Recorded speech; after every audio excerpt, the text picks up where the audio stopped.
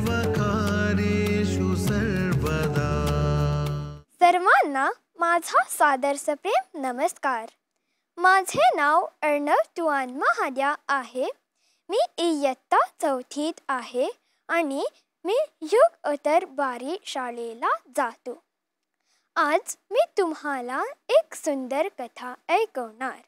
ती म्हणजे गणपतीच्या जन्माची कथा. देवी पार्वती आणि महादेव कैलास डोंगरावर राहत होते. एके दिवशी महादेव डोंगरावर ध्यान करायला गेले होते. पार्वती स्नान करायला गेली होती. पण दाराचे रक्षण करण्यासाठी कोणीच नव्हते. तेव्हा पार्वती मातेला एक युक्ती सुचली. तिने आपल्या शरीरातील मातीने एका मुलाची मूर्ती बांधली. मग तिने मूर्तीला प्राण दिला. तिने मुलाला सांगितले, तू माझा मुलगा आहेस आणि तुझे नाव गणेश. गणेश म्हणाला, नमस्कार आई. अगं, मला भूक लागतं. मला मिठाई खायची आहे.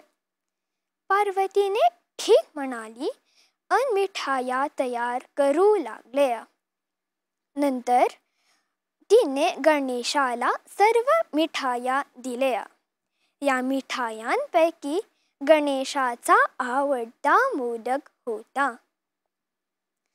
खाल्ल्यानंतर पार्वतीने गणेशाला सांगितले, अगं, दाराचे रक्षण कर. कोणाला घरात शिरू देऊ नकोस, समजलं? गणेशाने होकार दिला. आता महादेव घरी परत आले. दारापुढे त्यांना एक अनोळखी मूल दिसले. ते म्हणाले, अरे मूल, तू कोण आहेस? मला घरात शिरू दे. गणेशाने उत्तर दिले, मी आहे गणेश, पार्वतीचा मुलगा. ती मला म्हणाली की मी कोणाला घरात शिरू देऊ नये. महादेव सांगितले, अगं, कधीच माझी बायको मला सांगितली की मी घरात शिरण्यास मनाई. गणेश आत जाऊ नकोस म्हणत राहिला. पण रागाने महादेवांनी त्रिशूल घेतली आणि गणेशाचे डोके कापले. काही वेळानंतर पार्वती मातेचे स्नान संपले. जेव्हा ती बाहेर आली तेव्हा तिला धक्काच बसला. जेव्हा तिला महादेव दिसले तेव्हा तिने महादेवाला स्पष्ट केले. सर्व समजल्यावर महादेवांनी पार्वतीला क्षमा मागितला.